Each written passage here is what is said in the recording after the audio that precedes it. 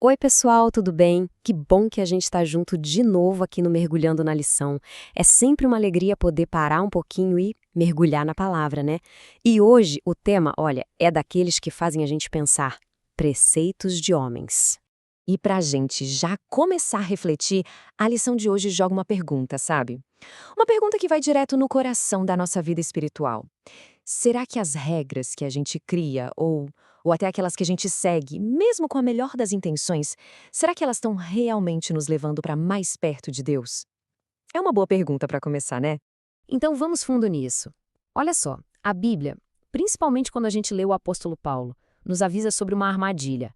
E é uma armadilha bem sutil, sabe? Mas nossa, como é perigosa.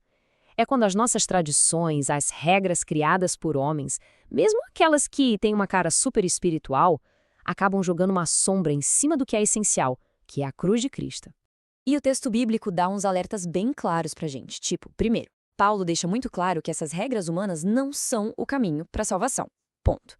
Segundo, aquelas práticas cerimoniais lá do Antigo Testamento, elas se cumpriram em Jesus. A mensagem do Evangelho não tem nada a ver com a gente merecer alguma coisa. E o ponto central de tudo é esse, ó. O que Cristo fez na cruz é suficiente, é completo. Não precisa de nenhum extra da nossa parte.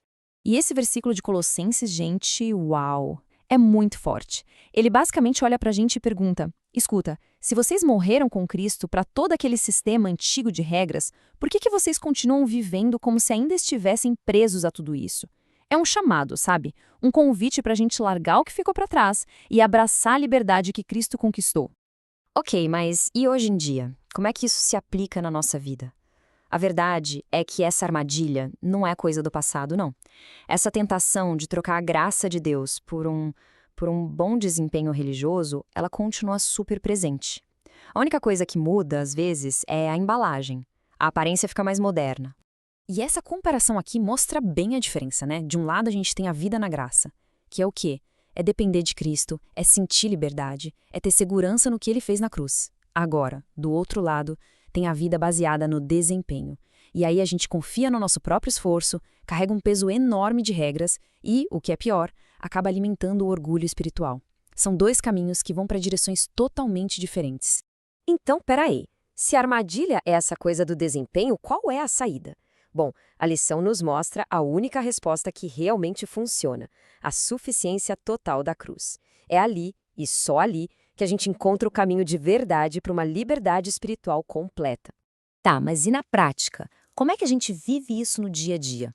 O estudo dá um passo a passo bem legal. Primeiro passo: depender da cruz. É reconhecer que a salvação é um presente, não tem a ver com o nosso esforço. Segundo, se conectar com essa verdade através do arrependimento e da fé. E o terceiro passo, que é fundamental, é manter essa conexão viva todo dia na nossa comunhão com Deus. Essa frase aqui, olha, é pra gente guardar no coração mesmo. Ela resume tudo. O que Cristo fez na cruz já está pronto, é perfeito, é final. Não tem nada, absolutamente nada que a gente possa fazer para ajudar Deus ou melhorar a salvação. A obra já foi consumada. E agora, já caminhando para o finalzinho do nosso estudo, vamos tirar um momento para a gente pensar um pouco mais a fundo. O que significa de verdade viver nessa liberdade que Cristo nos deu? Olha, se tem uma coisa que precisa ficar gravada do nosso papo de hoje, é isso. A salvação não é uma casa que a gente constrói com as nossas regras, com os nossos esforços. Não, ela é uma rocha, um fundamento perfeito e único, que é a obra de Cristo.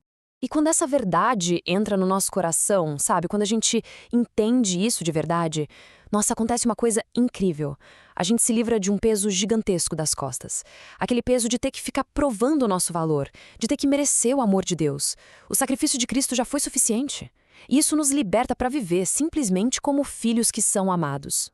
Então, para fechar, a conclusão da nossa lição é a promessa mais segura que existe. Não está nas nossas regras, não está no nosso desempenho, está em Cristo. É nele que a gente encontra tudo o que a gente precisa.